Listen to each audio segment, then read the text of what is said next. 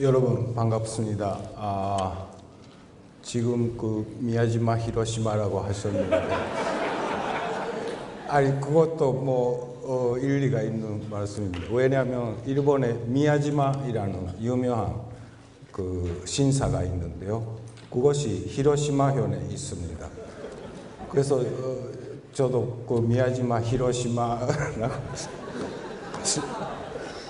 그 미야지마이라는 것이 이른바 그 일본 삼경 세 가지 경치가 좋은 그런 지역인데 그래도 제 미야지마이라는 성은 그 신사하고는 전혀 관계가 없는 것입니다.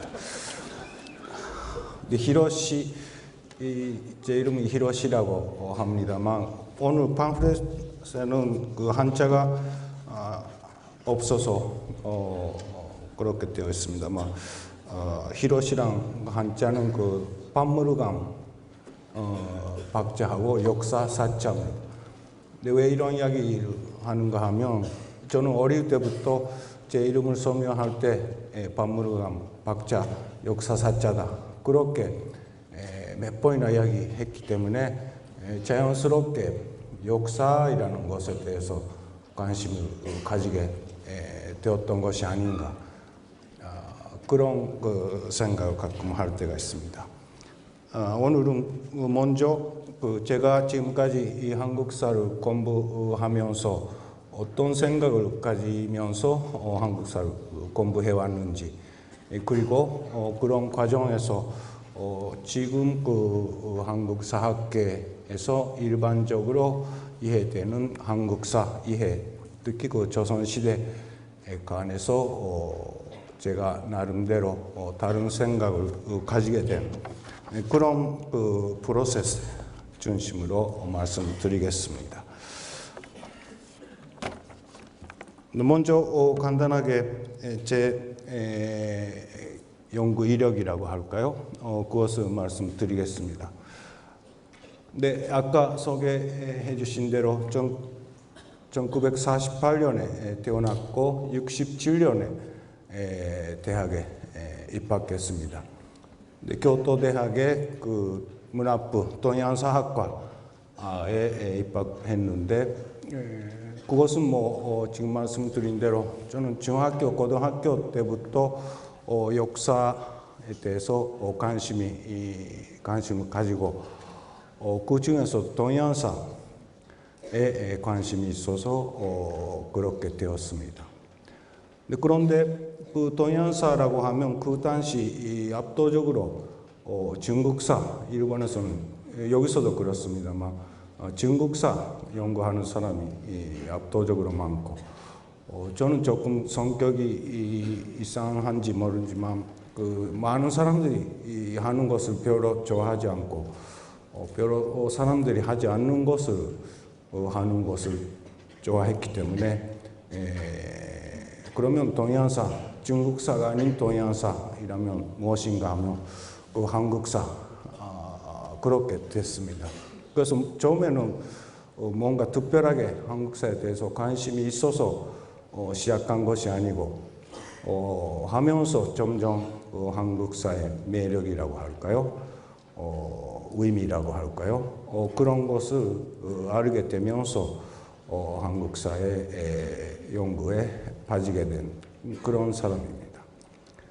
그런데 제가 67년에 대학에 입학했는데 다음 해 2학년 때 12월 달부터 일본에서는 이른바 대학 분쟁이라고 해서 고의 모든 대학에서 학생운동 크게 일어나게 되고 많은 학교에서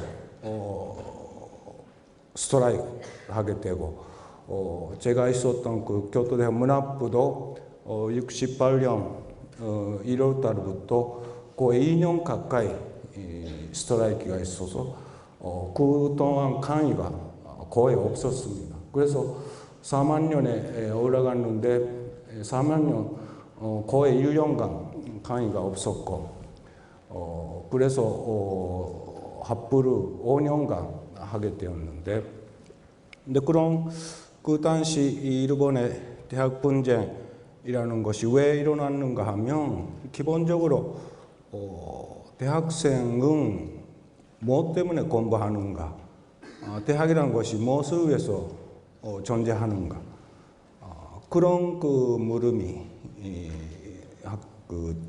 학원 대학 분쟁의 제일 큰 문제였다고 생각되는데요. 저도 그런 것을 경험하면서 제가 왜 한국사를 공부하는가, 그런 것을 생각하게 되고 그것은 지금까지 계속 제가 그 대답을 찾으려고 지금까지 40년 이상 한국사 공부를 해온 것 같습니다. 근데 물론 지금도 그 대답을 찾았다고는 할 수 없고 지금도 매일같이 그런 것을 물어보면서 특히 최근같이 한국과 일본의 관계가 이렇게 나빠진 것은 저도 처음입니다. 어떻게 보면 제가 지금까지 무엇 때문에 연구해왔는지 상당히 회의를 느낄 경우가 특히 최근에 많습니다만 아무튼 그런 그 해답 자체는 쉽게 찾을 수가 없겠지만 아무튼 그런 제가 지금까지 이 한국사를 공부하면서 해왔던 그런 그 부분에 대해서 말씀드리겠습니다. 네, 1972년에 그러니까 5년의 학부 생활 끝나고 학부 졸업해서 대학원에 석사과정에 진학했는데 근데 그 당시 일본의 대학은 아까 말씀드린 대로 동양사라고 하면 대부분 중국사. 근데 그 교토대학 문학부 동양사학과도 한국사의 선생님은 한 명도 안 계셨죠. 그래서 지도 교수가 없는 그런 상태로서 공부했는데요. 근데 그것은 물론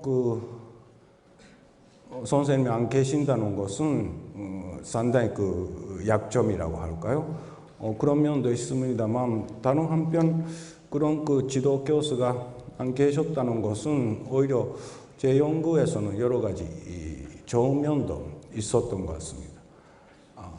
왜냐하면 역시 지도 교수가 계셨다면 그 선생님 연구하시는 분야하고 비슷한 주제라던가 그런 것을 자연히 하게 되는데 저는 뭐 자유롭게 자기가 연구하고 싶은 주제를 자유롭게 선택할 수 있었고 그런 면에서는 상당히 좋은 면도 있었던 것 같습니다. 그러나 그런 좋은 면도 있지만 지도 교수가 안 계시고 그리고 한국사 강의라는 것도 교토대학에서는 하나도 없었습니다. 근데 유일하게 한국어 강의가 문학부 언어학과의 수업으로서 있었는데 저는 그 언어학과의 한국어 수업을 참가하면서 처음으로 한국말을 배우게 되었습니다. 아무튼 그 당시 그래서 일본에서는 대학에서 한국사를 공부한다는 것 자체가 상당히 드문 존재로서 교토대학 동양사학과에서 한국사로서 졸업 논문을 쓰고 대학원에 진학한 사람은 제가 처음이었다고 합니다. 근데 지금은 일본에서도 한국어 강의는 거의 모든 대학에서도 이루어지고 한국사 강의가 있는 대학도 많아졌는데요. 그러나 40년 전은 그렇지 않았던 그런 상황에서 공부를 시작했습니다. 근데 그렇게 해서 대학원에 들어갔는데 졸업 논문으로서는 아까 말씀드린 대로 그 학부 시절에 일본 사회 자체, 특히 대학이 상당히 그 정치적인 분위기 속에서 지냈기 때문에 정치적인 문제에 대해서 자연스럽게 관심을 가지게 돼요. 그래서 졸업 논문의 주제로서는 1920년대 한국의 노동운동, 그런 주제로 논문을 쓰게 되었습니다. 근데 그 당시는 아마 여러분 지금으로서는 상상도 하기 어려울 텐데요. 그 당시 그 1920년대 한국의 노동운동이라고 그런 주제는 한국에서도 거의 연구가 없었습니다. 그래서 제가 졸업 논문을 쓸 때 제일 참고된 것은 그 북한의 논문들이었습니다. 근데 그 당시까지만 해도 한국사 연구 면에서도 이렇게 하면 조금 문제가 있을 수도 있겠습니다만 그 많은 분야에서 한국의 연구보다 북한의 연구가 앞서가고 있었습니다. 그래서 저도 북한에서 나온 책이라던가 논문, 그 당시 역사과학이랑 잡지가 있었습니다만 그런 잡지에 나오는 논문을 보면서 공부를 시작했던 겁니다. 근데 대체로 그 70년대 들어가면서 북한의 연구 레벨이 점점 낮아지고 한국이 이것을 넘어가는 그런 것이 70년대에 있었던 것이 아닌가 싶은데요. 그런데 그 졸업 논문으로서 한국의 노동운동, 노동 문제를 공부했는데 대학원에 진학하면서 주위의 선배님들의 아드바이스로서 한국의 근대사를 공부하려고 하면 노동운동, 노동 문제보다도 농민 문제, 농민운동 그쪽이 더 중요하지 않을까 그런 아드바이스를 받게 되었습니다. 그래서 석사 논문에서는 그 개항기 19세기 말부터 20세기 초기 이 한국의 농업 문제, 특히 개항을 통해서 한국의 농업이 어떤 영향을 받았는지 그런 그 주제로 석사 논문을 쓰게 되었습니다. 근데 그 이후 주로 그런 그 농업 문제, 토지 문제 그런 것이 저의 한국사 연구의 제일 큰 주제가 되었습니다. 그런데 제가 그런 그 대학원에 입학해서 한국사 공부를 본격적으로 시작했을 때 1970년대 전반이란 시기는 한국사 연구에서 상당히 그 큰 변화가 있었던 시기였습니다. 이른바 그 내재적 발전론이라고 해서 한국의 역사를 내재적으로 그러니까 외부의 힘에 의해서 움직이는 그런 역사가 아니고 내부의 힘으로서 움직이는 역사로서 그리고 시대에 따라서 점점 발전해 나가는 그런 역사로서 내재적 발전론이라고 하는 그런 그 새로운 연구들이 많이 나오기 시작했을 때였습니다. 근데 그런 것은 그 왜 새로운 경향이었는가 하면 그 전에 한국사 연구는 그 전에 일제시대, 일제 식민지 시대에 일본 연구자들이 주장했던 그 한국사 이해 그것이 강한 그 힘을 영향력을 갖고 있었습니다. 근데 그런 그 일본인 연구자들의 한국사 이해라는 것은 한국의 역사는 발전이 없는 역사다. 그리고 내부의 힘으로서 움직이는 것이 아니고 주변 지역, 중국 대륙이라던가 일본이나 그런 외부의 힘에 의해서 움직이는 그런 역사였다. 그래서 발전이 없는 전체된 역사였고 자율 스스로 움직이는 그런 역사가 아니고 다율 밖의 힘으로 움직이는 그런 역사였다. 그런 전체 선론, 다율 선론 이런 한국 사회가 있었는데 그런 일본 연구자들의 영향이 해방 후도 45년 이후 50년대까지 이 영향력을 갖고 있었습니다. 그러나 60년대 들어가면서 그런 일본인 연구자들의 한국사에 대한 이해를 비판하는 연구가 나오기 시작했고, 그런 경향이 60년대 후반부터 70년대 여러 가지 분야에서 연구가 나오기 시작했던 그런 시기입니다. 근데 여기에 소개했습니다만 특히 농업 문제, 토지 문제 그런 문제에 있어서는 연세대학교에 계셨던 김영섭 선생님의 연구 이것이 획기적인 연구로서 큰 주목을 받고 있었습니다. 김영섭 선생님의 논문과 관련해서는 또 나중에 말씀드리겠습니다만 저도 김영섭 선생님의 연구에서 아주 결정적인 영향을 받고 그래서 처음에는 일제시대나 개항기 한국 근대사의 공부부터 시작했는데 점점 조선시대에 관심을 옮기면서 조선시대를 공부하기 시작했습니다.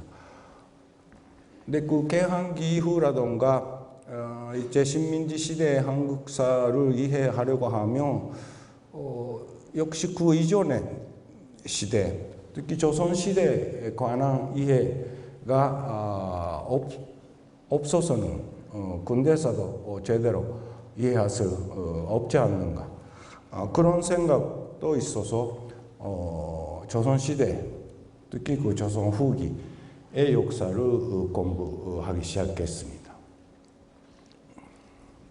그런데 그렇게 해서 한국의 영향, 내재적 발전론이란 것은 70년대에는 한국뿐만 아니라 북한에서도 그렇고 일본 학계에서도 그런 비슷한 한국사 이해가 나오기 시작했고 그래서 저도 자연스럽게 그런 영향을 받으면서 연구생활을 시작했는데 오늘의 제 이야기의 주제는 그런 내재적 발전론이란 새로운 시각, 근데 그것이 어떻게 보면 지금까지 이 한국의 역사학계의 주류적인 지배적인 견해라고 할 수도 있는데요.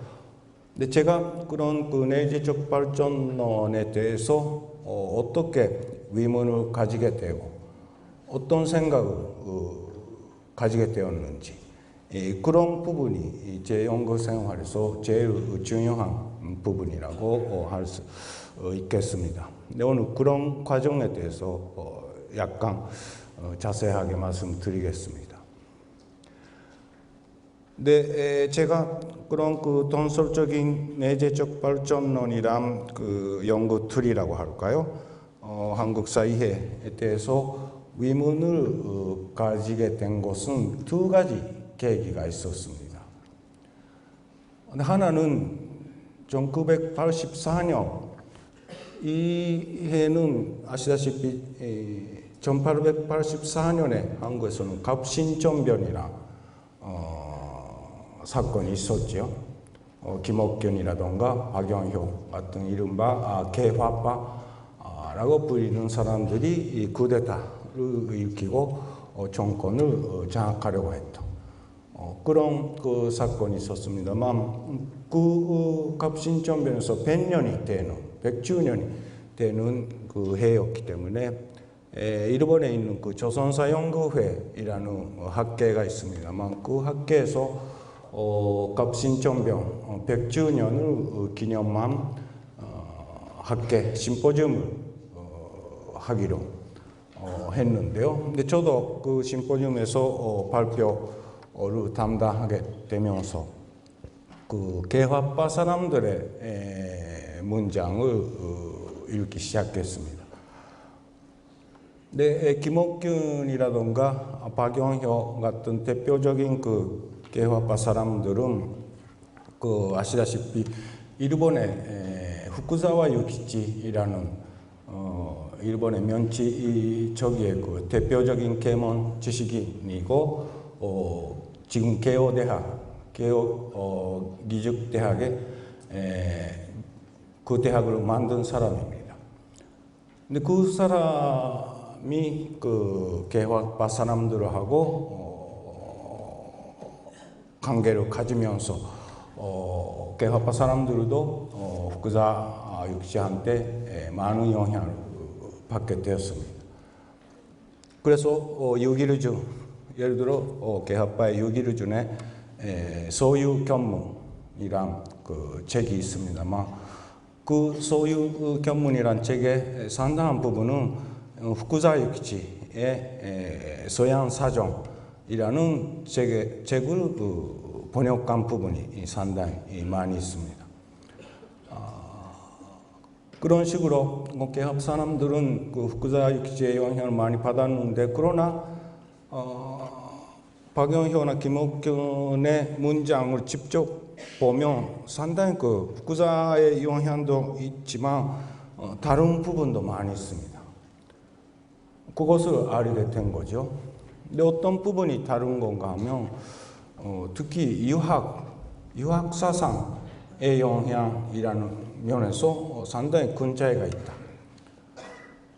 근데 후쿠자이라는 사람은 유학을 철저하게 공격했던 사람입니다.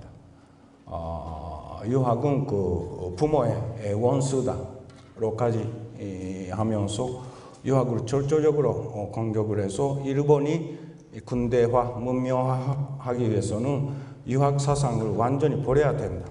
그렇게 주장했던 사람입니다.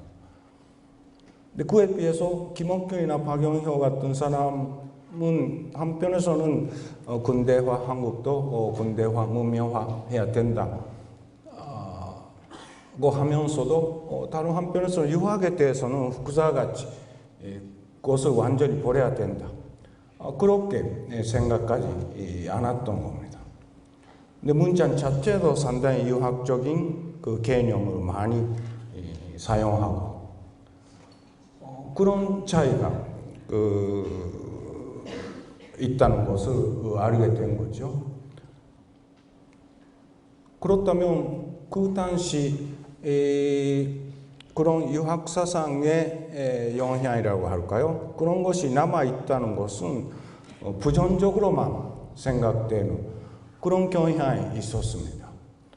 대표적으로는 그 조선 후기 이른바 실학 사상이라는 것이 있죠. 18세기 말부터 19세기에 걸쳐서 많은 그 사상가들이 이른바 실학 사상이라는 것을 주장하게 되었는데, 그 실학 사상이라는 것은 유학, 주제학 사상을 극복해서 근대를 지향하는 그런 근대 지향적인 사상이고, 그런 사상이 한국 사회에서도 조선 후기에 내재적으로 준비되어 있었다.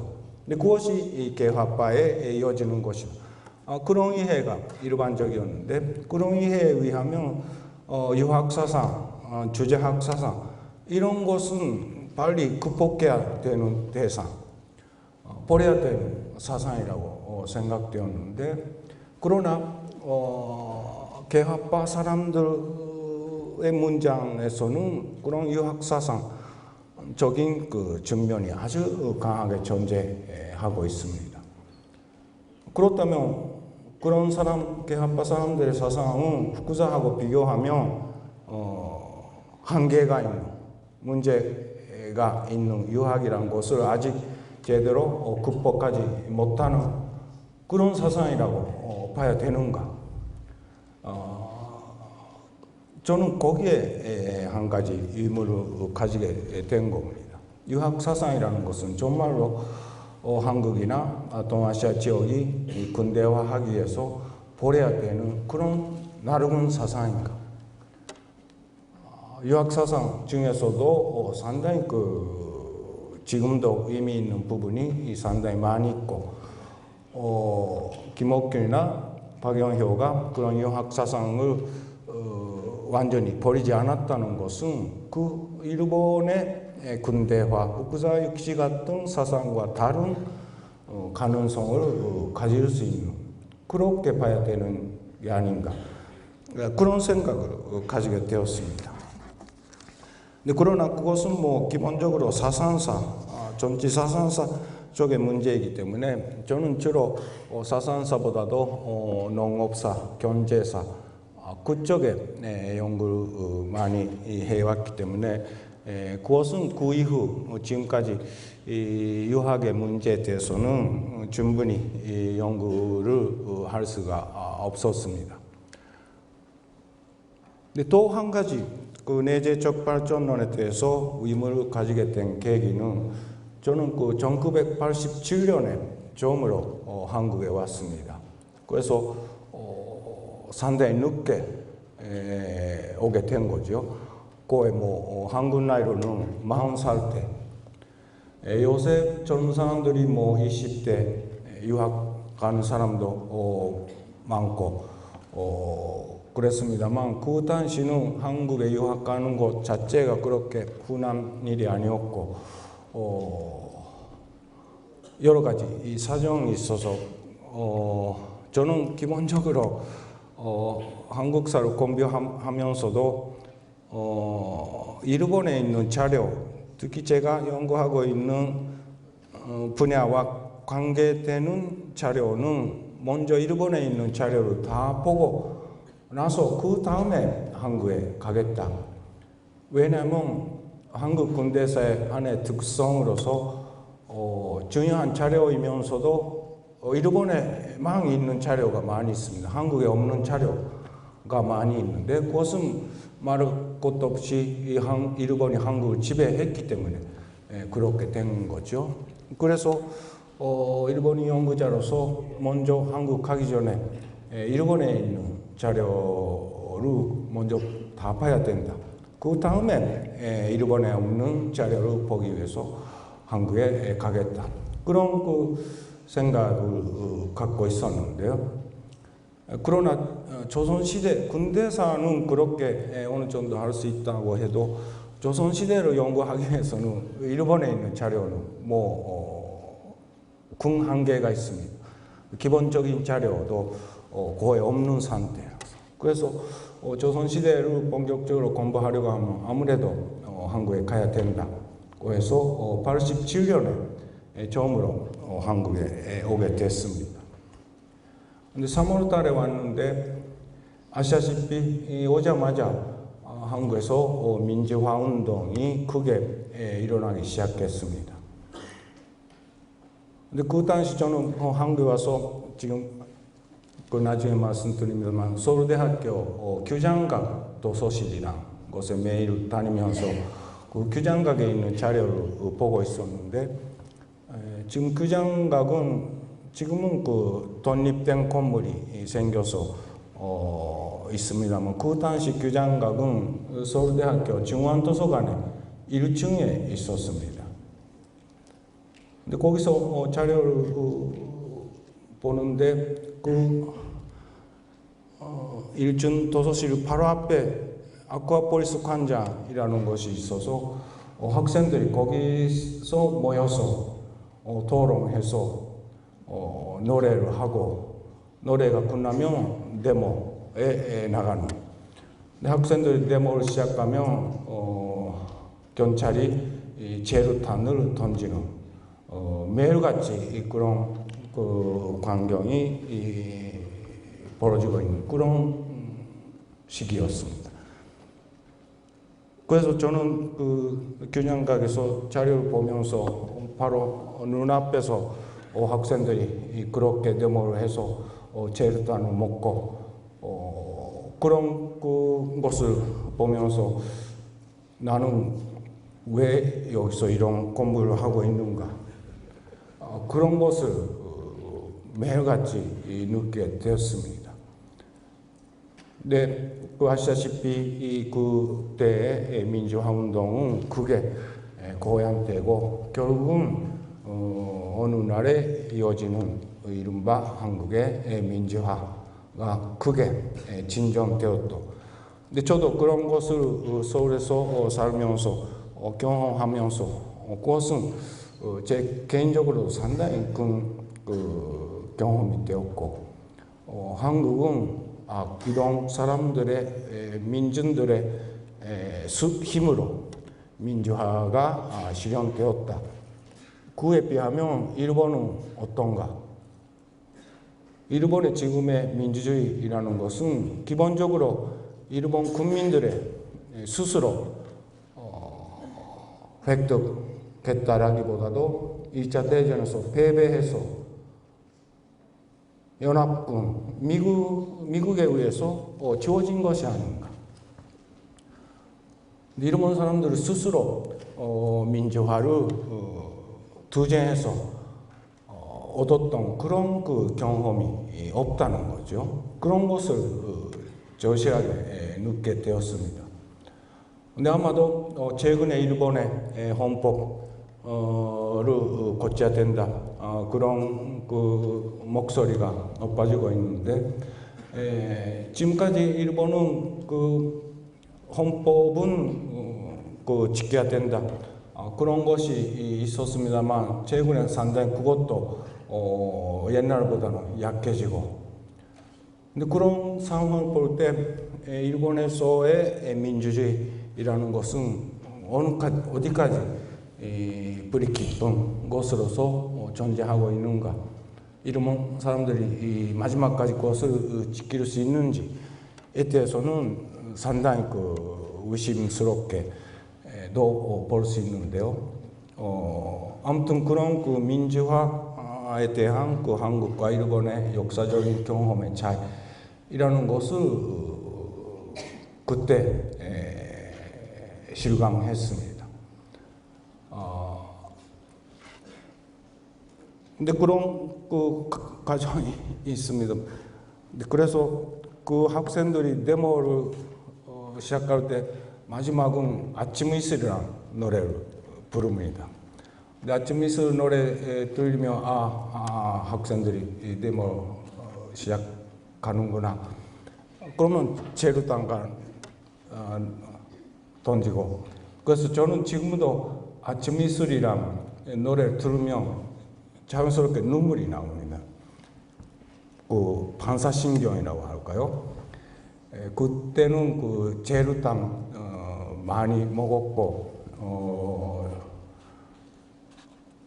그런 경험이 있었습니다. 그런데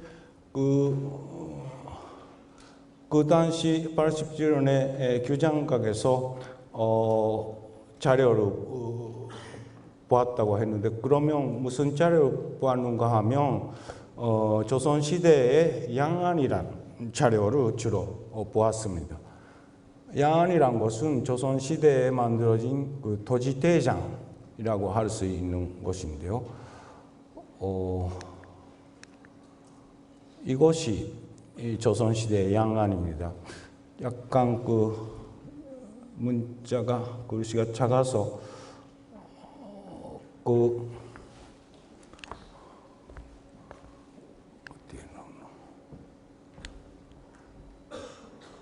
강희 60년 전나라의 원어죠. 강희 60년을 하면 1721년입니다.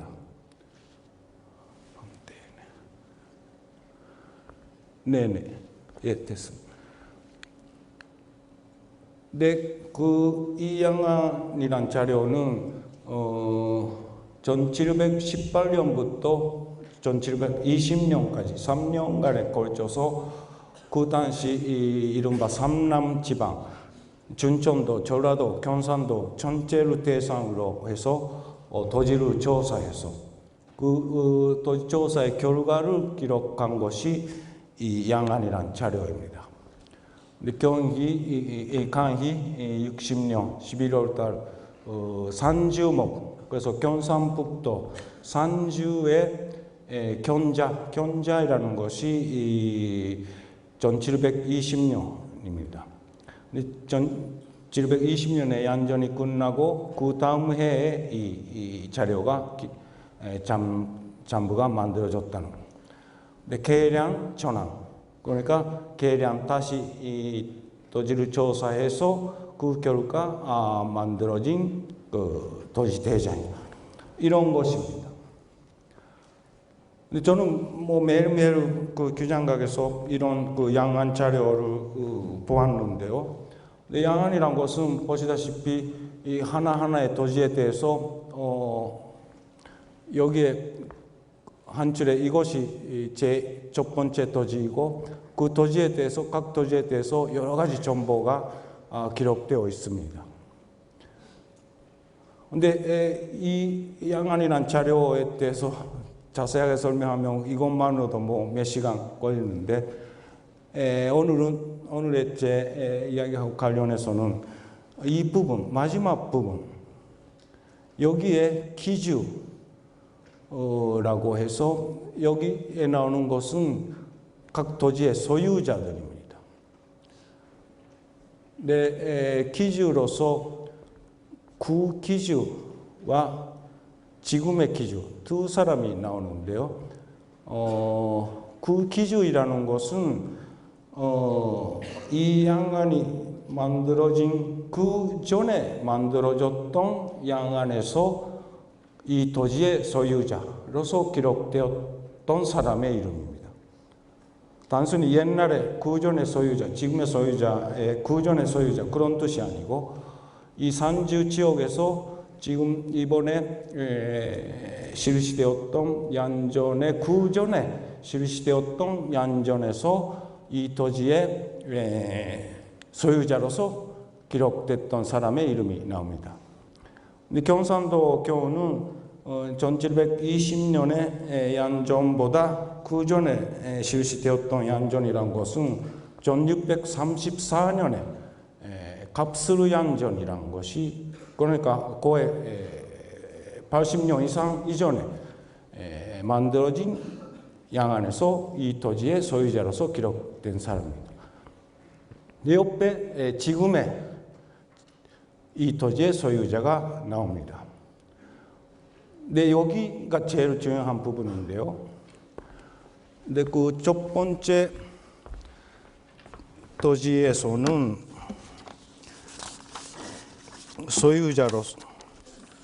소유자로서 지금 금자가 나오고 유학 정동윤 노영금이라고 나옵니다. 그러니까 이 토지의 소유자는 유학이란 지위, 그러니까 이게 양반입니다. 유학이란 그 지위에 있는 정동윤이란 사람이 소유하고 있는 노영금이란 사람이 이 토지의 소유자다. 그렇게 나옵니다. 근데 이것은 그러니까 영금이란 노가 토지 소유자 같이 기록되어 있습니다만 실제 소유자는 영금이 아니고 정동윤이란 양반이 이 토지의 소유자입니다. 근데 양반이 토지를 소유하고 있을 때는 양반의 이름을 그대로 소유자로서 기록하지 않고 그 양반이 소유하고 있는 노나 피의 이름으로서 토지 소유자를 기록합니다. 그리고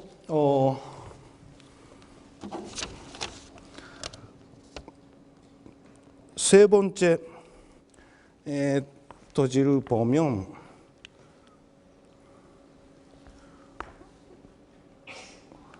토지 소유자로서 돈정 백소규이라는 이름이 나옵니다. 근데 돈정이라는 것은 이것은 그 양반의 지위인데 진짜 양반이 아니고 뭔가 정부에 기부를 해서 돈정이라는 징호를 받게 된 그런 사람이다. 그런 의미인데 그래서 여기에 나오는 그 백소규이라는 사람은 양반이 아니고 양인 신분, 사람입니다. 이렇게 해서 각 토지의 소유자가 이름뿐만 아니라 어떤 신분인가, 어떤 지에 있는 사람인가, 그런 것을 자세하게 기록하고 있습니다. 여기서 제일 중요한 것은 조선시대에는 양반도 양인 신분, 그리고 노비도 모든 그 사람들이 신분이랑 사회적인 지위에 관계없이 모든 사람들이 이 양안에서는 토지 소유자로서 기록되어 있다. 그 부분입니다.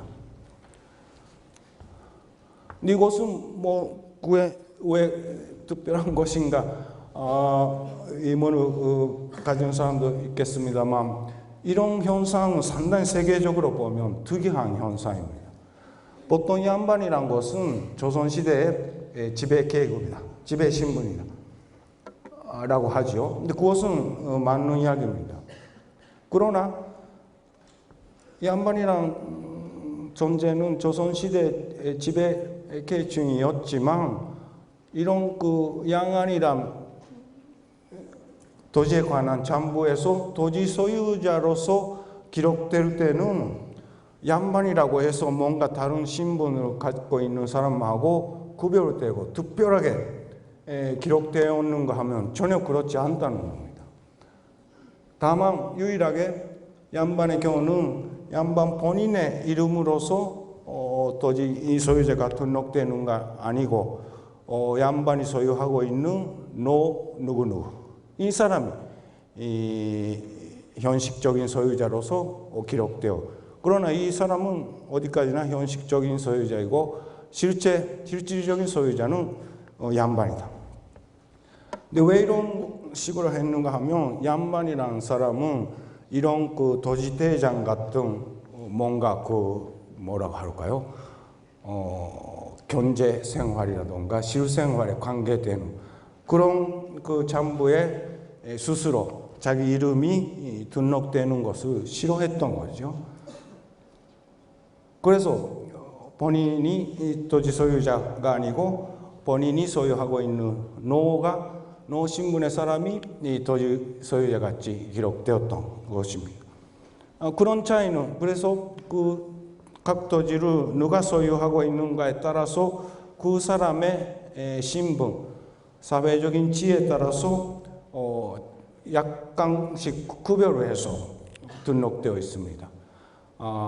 돈정 백소규 같은 경우는 백이라는 성하고 소규라는 이름 형태로, 양인 신분 사람들 경우는 그렇게 나오고, 노나 피가 토지를 소유하고 있는 경우는 연금같이 성이 없는 이름만 나옵니다.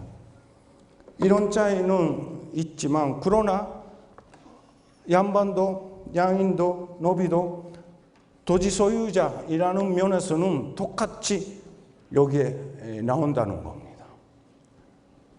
이것은 왜 특별한 것인가 하면, 유럽이나 일본에서는 이런 토지 대장을 만들 때 그 당시에 지배 신분, 지배 계급 사람들이 이런 데에 전혀 안 나옵니다. 예를 들어 일본의 경우, 일본 토쿠가 시대도 이 양하고 아주 비슷한 그 토지에 관한 잠부가 만들어졌고, 그 검지장이라고 하는데요. 검지장의 토지 소유자로서 나오는 사람들은 다 농민 신분을 가진 사람만 토지 소유자로서 나옵니다. 무사는 전혀 안 나옵니다. 왜? 무사는 토지를 소유하는 존재가 아니고 토지를 지배하는 존재이기 때문입니다. 그러니까 무사들은 농민들이 소유하고 있고 소유하면서 거기서 농업하는 그런 토지를 지배해서 농민들이 생산한 농산물의 일부를 자기 몫으로 얻을 수 있는 그런 권리, 토지에 대한 지배권을 갖고 있는 것입니다. 유럽의 연주도 마찬가지입니다. 유럽의 연주는 이런 각 토지의 소유자로서 나오는 게 아니고 이런 토지 대장을 만드는 주체입니다. 자기가 지배하고 있는 토지를 대상으로 해서 이런 토지 대장을 만들어서 각 토지가 농민들이 누가 소유하고 있는 그런 거죠. 그래서 조선시대 양반은 조선시대 지배계층, 지배신분이라고 하면서도 토지 소유이라는 면에서는 아무런 특권도 없는 다른 신분을 가진 사람하고 똑같이 이런 야한이란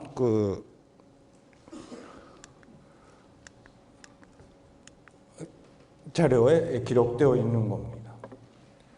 그러면 이런 현상을 어떻게 이해할 수 있는지, 이해해야 되는지, 저는 거기에 의문을 갖게 된 거죠. 근데 그 당시 이 내재적 발전론에 의하면 조선시대에는 봉건제 시대이고 조선 후기 18세기, 19세기가 되면 그런 봉건제가 해체되기 시작했다. 자본주의가 현존되기 시작했다. 그런 자본주의 매너론이란 것이 지배적인 견해였는데 그런 견해에 따르면 조선시대 양반이란 것은 봉건적인 성격을 가진 사람이다. 그러니까 일본의 무사나 유럽의 연주하고 기본적으로 같은 성격을 가진 존재로서 보고 있었던 겁니다. 그러나 양안에서는 그런 양반이 이런 토지 소유자로서는 다른 신분을 가진 사람하고 똑같이 등록되어 있고 양반이라고 해서 뭔가 토지를 지배하는 농민들이 소유하고 있는 토지 위에서 그런 농민을 지배하는 그런 존재는 전혀 아니다는 것을 알게 된 겁니다. 그러면 이런 양반을 유럽의 봉건연주라든가 일본의 무사와 똑같이 봉건사회의 지배자로서 볼 수 있는 건가? 그런 의문을 가지게 된 겁니다. 그래서 그 조선시대 양반이란 존재는 어떤 존재라고 생각해야 되는 건가? 유럽의 연주나 일본의 무사와 똑같이 생각할 수 없고 그러면 그런 양반이 지배하고 있는 조선시대 사회는 어떤 사회로서 봐야 되는 건가? 통설적으로 유럽이나 일본과 마찬가지로 봉건제 사회로서 볼 수 있는 건가? 그런 생각을 가지게 된 겁니다. 그래서 저는 그런 조선 후기를 봉건제 사회로 보고 조선 후기가 되면 그것이 해체되기 시작한다. 이라는 그런 통설적인 이해가 기본적으로 유럽의 역사, 고대는 노예제 사회였고 중세는 봉건제 사회였고 봉건제 사회 속에서 자본주의 군대 사회가 나타난다. 그런 유럽의 역사에서 만들어진 역사 발전의 구도라고 할까요? 모델. 그것을 기반으로 해서 한국의 역사를 이해하려고 하는 내재적 발전론이라는 것은 기본적으로 그런 것이라고 할 수 있는데요. 근데 그런 유럽의 모델을 한국사에 그대로 적용하는 그런 방법에 뭔가 근본적인 문제가 있는 것이 아닌가. 근데 사실은 내재적 발전론이라는 것은 아까 말씀드린 대로 옛날에 일제시대 일본인 연구자들이 주장했던 한국 사회를 비판해서 나오게 된 겁니다. 그래서 그런 내재적 발전론은 일본 연구자들의 한국 사회에 대해서는 비판적이지만 그 내재적 발전론의 방법 자체는 일본인 연구자가 일본사를 연구할 때 사용했던 연구 방법하고 똑같은 것입니다. 근데 전전에 일본인 연구자들은 일본이 왜 당시 근대화할 수 있었는가 라고 하면 그게 일본은 동아시아에서 유일하게 서구와 비슷한 봉건제 사회를 경험했기 때문에 근대화할 수 있었던 것이다. 그에 비해서 중국이나 한국 사회는 그런 봉건제 시대를 경험하지 못했기 때문에 스스로의 힘으로 근대화할 수 없었던 것이다. 그런 그 주장을 했던 겁니다. 그래서 일본은 봉건제가 있었는데 한국은 봉건제 사회 시대가 없었다. 근데 그에 비해서 내재적 발전론은 아니다. 한국에서도 봉건제 시대가 있었던 것이다. 조선시대도 그렇고. 조선 후기가 되면 그런 봉건제가 해체되기 시작했고 내부적으로 근대 사회에 이행하는 그런 그 가능성을 가지게 되었다. 그런 이해죠. 그래서 내재적 발전론은 일본 연구자의 한국 사회에 대해서는 상당히 비판적이지만 일본 연구자의 일본 사회하고는 똑같은 방법입니다. 다 같이 서구의 역사 모델을 일본사나 한국사에 그대로 적용하려고 하는 것이라고 할 수 있겠습니다. 저는 그런 방법이 뭔가 근본적으로 잘못된 것이 아닌가.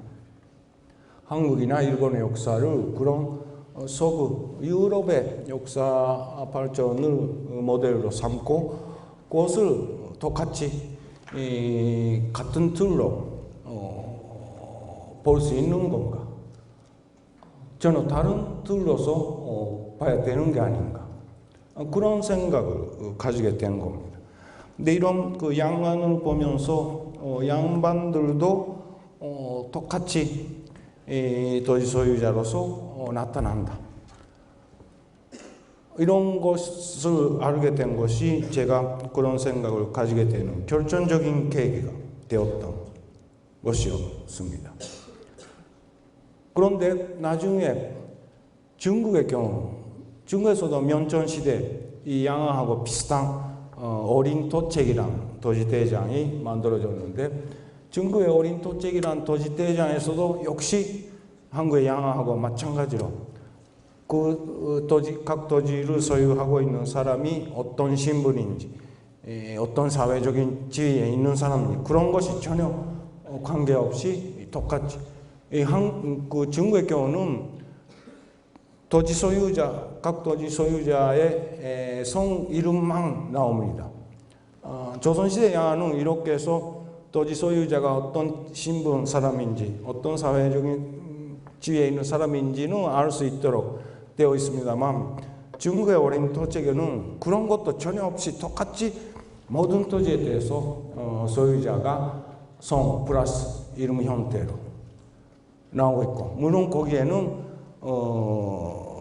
사대부라고 할까요? 그런 사람도 나오고 모든 사회에 계준 사람들이 도시 소유자로서 나오고 그런 면에서는 조선시대 양안하고 똑같은 구성을 갖고 있고 그래서 중국 사회도 역시 사대부를 봉건적인 지배자로서 보고 면전시대 중국 사회를 봉건제 사회다. 중국 연구에서는 그런 견해도 있는데 그것도 역시 서구 모델을 유럽 모델을 중국 사회에 그대로 적용하려고 하는 잘못된 것이 아닌가. 저는 그런 것을 생각하게 된 겁니다. 그래서 이런 그 양안을 보면서 그러면 내재적 발전론 같이 조선 시대의 한국 사회를 봉건제 사회로 보고 18세기, 19세기가 되면 그런 봉건제가 해체되기 시작해서 군대의 자본주의의 맹아가 생긴다. 그런 동설적인 이해를 대신할 수 있는 한국 사이에 그런 것이 어떤 것이어야 되는가 그런 문제를 그 이후 생각하게 된 겁니다. 그래서 그런 고민을 하면서 저는 소논 사회론이랑 들어서 동아시아 사회, 좀 근대 사회를 볼 수 있는 것이 아닌가. 그런 문제라든가 그런 소논 사회를 지배하는 사상으로서 유학, 그 중에서도 선리학, 주자학이라는 것이 그런 소논 사회를 지배하는 사상으로서는 상당히 훌륭한 사상이다. 그런 것을 중심으로 해서 동아시아의 전통 사회를 소논 사회이라는 틀로서 보는 그런 하나의 가설을 제출하게 되었습니다. 근데 그 문제에 대해서도 여러 가지 말씀드리고 싶은데 오늘은 시간 관계상 그 부분은 못할 것 같습니다. 근데 마지막에 제가 이런 한국사를 공부하면서 저는 일본인 연구자로서 한국사를 연구하는 거죠. 그래서 기본적으로는 제 연구 목적은 한국 자체를 아는 것이 재전적인 목적이 아닙니다. 한국사를 공부하면서 그것으로 일본을 다시 어떻게 볼 수 있는 것인가. 그것이 제가 한국사를 공부하는 제일 큰 목적이라고 할 수 있습니다. 그런데 그 문제하고 관련해서 한국사를 공부하면서 일본의 역사학계, 특히 일본 사연구이라는 것이 아까 말씀드린 대로 일본은 유럽적인 봉건제 시대가 있었는데 중국이나 한국은 그런 경험이 없었다. 그래서 일본은 스스로 근대화에 성공할 수 있었고 중국이나 한국은 내부의 힘으로서 근대화할 수 없기 때문에 외부의 힘으로서만 근대화가 가능하다라고 해서 그래서 일본이 한국을 진약해서 지배하는 이것은 한국을 위해서 좋은 것이다. 그런 주장이죠. 저는 한국사를 공부하면서 일본이 봉건제 사회였고 한국은 그렇지 않았다. 일본이 봉건제 사회였다는 자체도 상당히 이데올로기적인 20세기 초기에 만들어진 일본이 근대화에 성공해서 노일 전쟁 승리하면서 세계 열강의 일부를 차지하게 되는 그런 상황을 역사적으로 어떻게 설명할 수 있는가를 고민하는 과정에서 발견된 것이 일본 봉건제다. 그 자체가 뭔가 역사 연구의 결과로서 자연스럽게 나온 결론이 아니고 전부터 결론이 있었던 거죠. 일본이 왜 중국이나 한국과 달리 근대화에 성공할 수 있었는가?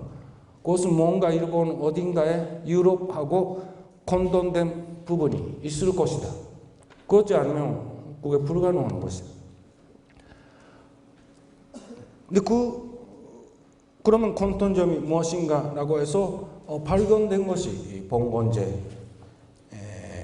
할 수 있습니다. 그래서 그 자체가 상당히 전부터 이데올로기적으로 전체적인 성격을 갖고 있었던 것이고 연구의 결과로서 자연스럽게 나온 결론이 아니다.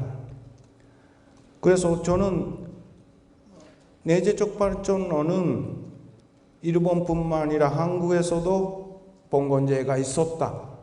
그런 식으로 일본이 연구자를 비판하게 되는데 저는 반대로 일본도 봉건제라는 것이 없었다. 그것이 일본 연구자가 만든 것이다. 근데 그런 봉건제이라는 유럽적인 개념을 가지고 일본이나 한국의 역사를 보려고 하는 것 자체가 문제다.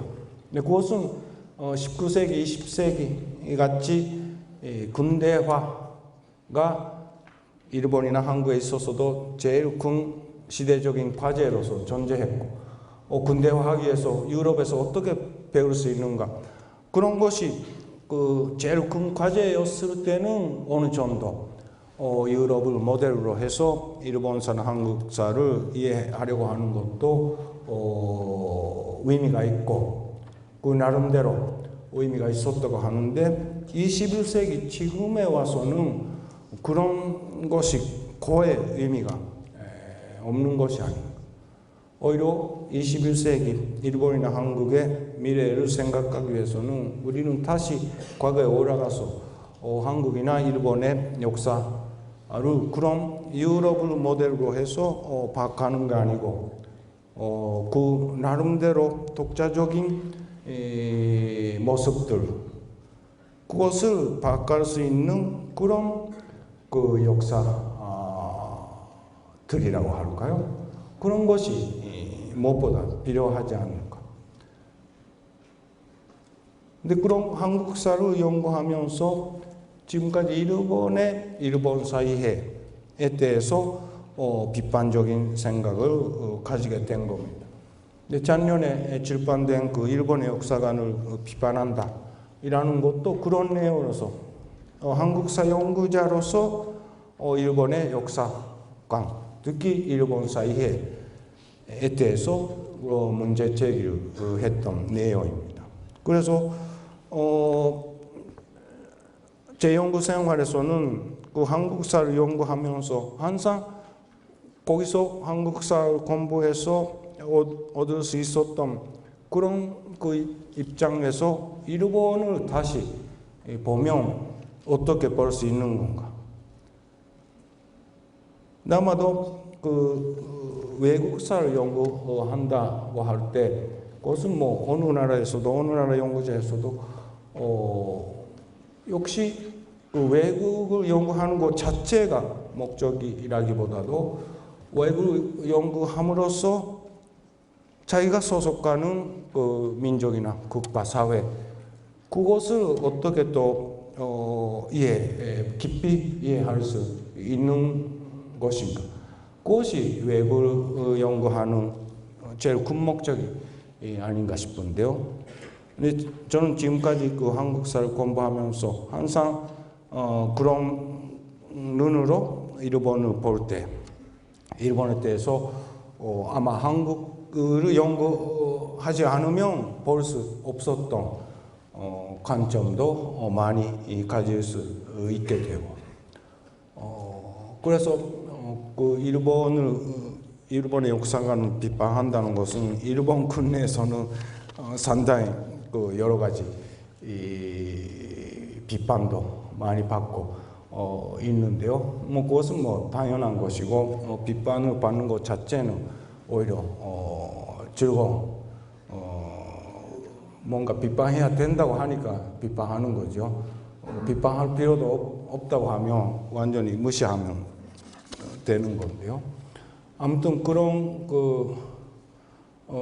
일본에서도 비판을 받고 한국에서도 지배적인 견해를 비판하기 때문에 한국 학계에서도 비판을 받고 있습니다만, 그러나 저는 물론 뭐 비판 자체는 반가운 것이고 많은 비판을 받으면서 제 연구가 지금까지 할 수 있었다고 생각합니다. 아까 말씀드린 대로 아직까지도 제 연구가 끝난 것이 아니고 남겨진 과제도 많이 있고, 앞으로 글쎄요 어디까지 할 수 있는지 모릅니다만 아마 할 수 있는 대로 앞으로도 그런 한국사를 연구하면서 일본에 대해서 뭔가 발언을 계속 하려고 생각하고 있습니다. 이상으로 제 이야기는 마치겠습니다. 감사합니다. 그러니까 일본에 의해서 결과적으로 저희 한국이 근대화가 된 것은 맞다고 생각은 하는데요. 그러니까 한국이 만약에 일본의 간섭이 없었다면은 자체적으로 근대화를 할 수 있었는지 아니면은 또 다른 방향이 있었는지 어떻게 네, 생각하시는지 알고 싶습니다. 예, 알겠습니다. 그런 일본의 지배를 받으면서 그것이 이 한국의 근대화에 기여했는지 그런 문제인데요. 저는 그러면 지금 질문하신 학생분은 일본의 지배가 없었다면 한국은 스스로 근대화할 수 없었을 것이다. 그런 게 생각하시는 것 같은데 저는 그렇게 생각하지 않습니다. 저는 오늘 소개한 조선시대 양안이라는 자료를 보게 된 것도 저는 제일 연구 주제로서 일제시대에 실시되었던 도지조사 사업이라는 것을 오랫동안 연구했는데요. 근데 도지조사 사업이란 것이 1910년대에 실시되고 그것을 결과로서 한국의 도지 제도, 지세 제도가 근대화되었다. 그것은 맞는 이야기인데 그렇다면 왜 그렇게 가능했는가? 왜 일본의 덕분으로 그렇게 되었는가 하면 전혀 그렇지 않다는 것이 제 생각입니다. 근데 아까 말씀드린 대로 이런 양안이란 자료가 존재한다는 것은 조선시대도 이런 도지 참부를 만들었다는 거죠. 근데 전국에 있는 모든 도지를 대상으로 해서 하나하나의 도지에 대해서 그 도지가 어떤 형태인가, 크기가 얼마인가, 좋은 도지인가, 나쁜 도지인가, 소유자는 누구인가, 이 도지에서 세금은 얼마 부과할 수 있는 것인가, 그런 조사를 조선시대 통해서 물론 자주 있었던 것이 아니고 몇십 년에 한 번, 100년에 한 번 정도 있었지만 이런 경험이 만약 전혀 없었다면 일본이 또 조사 사업을 한다 해도 그것이 엄청 몇십 년 시간이 걸렸을 겁니다. 근데 한국 교는 조선시대에 이런 것이 있었기 때문에 그런 것이 쉽게 빨리 완성할 수 있었던 거죠. 근데 특히 중요한 것은 이런 조선시대에는 벌써 한국은 하나하나의 도지의 소유자가 누구인지 그것이 아주 명확했습니다. 그래서 이런 일대 시대 또 조사 사업을 했을 때도 소유권에 관해서 이 도지의 소유자가 누구인지에 대해서 분쟁은 물론 분쟁 자체는 있기는 있었습니다. 그것은 지금도 있는데요. 그러나 전체적으로 볼 때 그런 소유권 분쟁이 있었던 부분은 아주 소수입니다. 근데 대부분 소유권 분쟁이라고 하면 개인 간의 분쟁이 아니고 이 토지가 국유지인지 민유지인지 거기에 대부분 분쟁. 근데 그것은 조선시대의 국유지 민유지의 구분 자체가 상당히 애매한 부분이 있었기 때문에 그렇게 된 것인데, 그러나 그것도 전체에서 보면 5% 정도의 토지에서 그런 분쟁이 생겼을 뿐이. 그래서 이런 토지 하나하나의 토지 소유자가 누구인지 이것이 명백하기 때문에 별로 분쟁이 일어나지 않았던 겁니다. 근데 이런 근대적인 제도를 만들려고 할 때 세계 어느 나라에서도 제일 큰 장애가 되는 것은 봉건 연주 같은 사람이 있으며 그 사람의 토지에 대한 권리를 어떻게 처리하는가가 제일 어렵고 큰 문제입니다. 그러나 한국의 양반은 토지에 대해서 토지 소유자일 뿐이지 뭔가 어느 정도의 지역에 대해서 그 지역의 전체에 대해서 뭔가 특별한 권리를 갖고 있는 그런 존재는 전혀 아니었던 거죠. 그런 면에서 유럽의 기적하고 전혀 다르. 근데 유럽의 경우는 많은 경우는 영국 같은 경우는 그런 봉건연주의 도지 소유를 그대로 군대적인 소유로서 인정하게 되었는데, 아무튼 그 일제시대 또 조사 사업이란 것이 쉽게 실시할 수 있었던 것은 조선 한국 사회 내부에 그런 것을 가능케 하는 역사적인 조건이 있었기 때문에 가능했던 겁니다. 저는 그렇게 봅니다. 다만 물론 그 19세기 후반 20세기 저기 일본의 침략 그런 것을 받게 된 것은 그 시대 상황에 대해서 충분히 빨리 대응할 수 없었던 그런 것은 사실이죠. 그러나 그렇다고 해서 한국 사회가 근대화할 수 있는 능력이 없다. 그것은 전혀 다른 문제라고 생각합니다.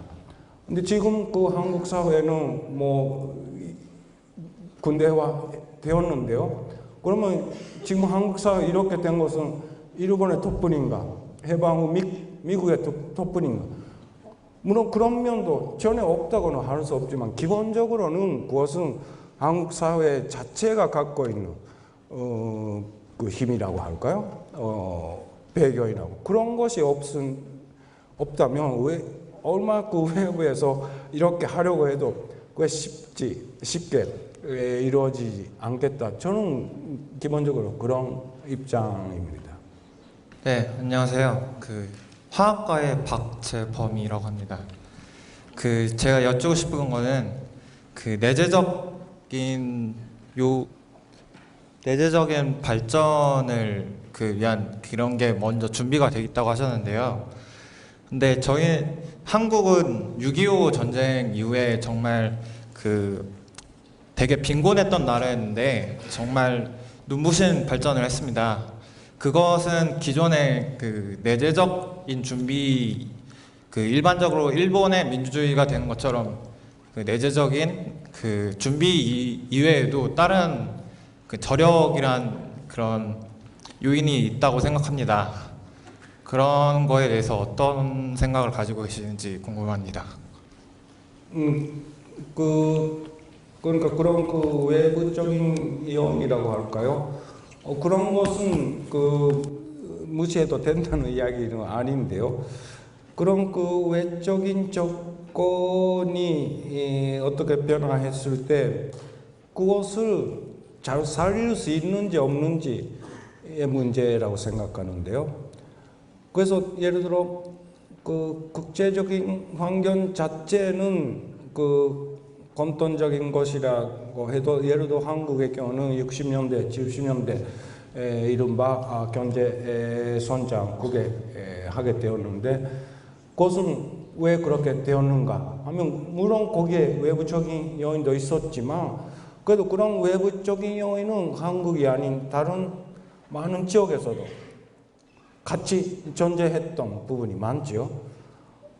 그런데 그런 국제적인 환경 자체는 비슷비슷한데도 그 중에서 한국이나 대만 같은 지역은 왜 그런 환경 속에서 성장할 수 있었는가 하면 그 외부적인 환경만으로는 설명할 수 없는 뭔가 그런 외부적인 환경을 이용해서 그것을 성장 에너지로서 이용할 수 있는 그런 조건이 내부적인 조건이 있어야 가능한 게 아닌가.